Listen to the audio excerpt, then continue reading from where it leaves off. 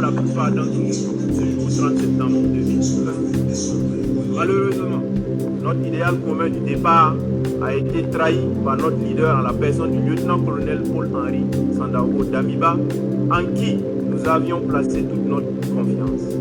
En effet, la dégradation de la situation sécuritaire qui a justifié notre action a été reléguée au second plan au profit d'aventures politiques malheureuses. Loin de libérer les territoires occupés, les zones jadis paisibles sont passées sous contrôle des groupes armés terroristes. Notre vaillant peuple a assez souffert et souffre encore. Peuple du Burkina Faso, face à la dégradation continue de la situation sécuritaire, nous avons entrepris à plusieurs reprises des approches visant à recentrer la transition sur les questions sécuritaires. En effet, conscients de nos responsabilités, nous avons, de façon concertée, élaboré un programme de réorganisation de l'armée qui aurait permis d'opérationnaliser les unités combattantes à mesure de lancer des contre-offensives. Rejetant cette proposition, le colonel Damiba a persisté avec l'articulation militaire qui a été à la base de l'échec du régime du président Roch Marc Christian Kabore. Vaillant peuple du Burkina, les actions du lieutenant-colonel Damiba nous ont progressivement convaincus que ses ambitions s'écartent largement de notre idéal. Nous avons assisté à une restauration au forceps d'un ordre ancien par des actes de nature à remettre en cause l'indépendance de la justice et à créer des précédents graves.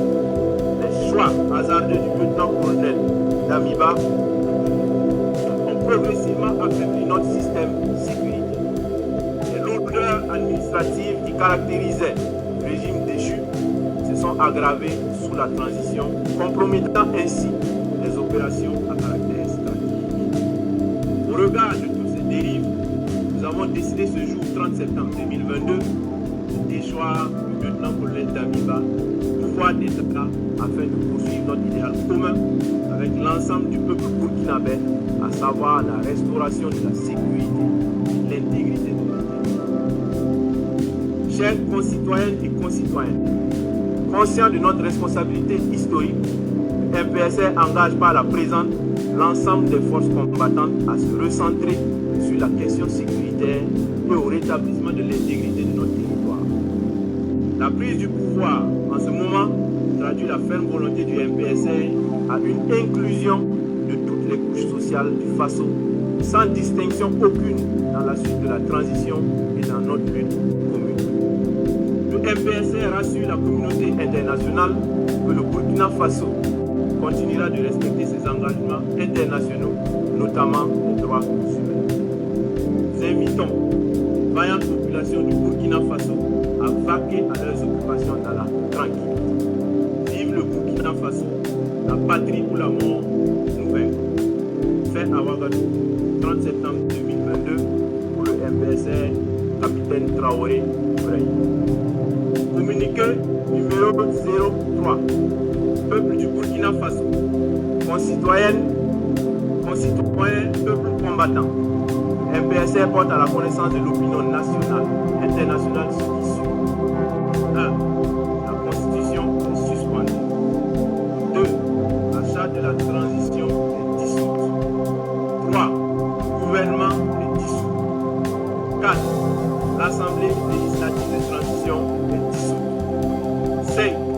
Les frontières terrestres et aériennes sont fermées pour compter du 30 septembre 2022 à 00h et ce jusqu'à nouvel ordre.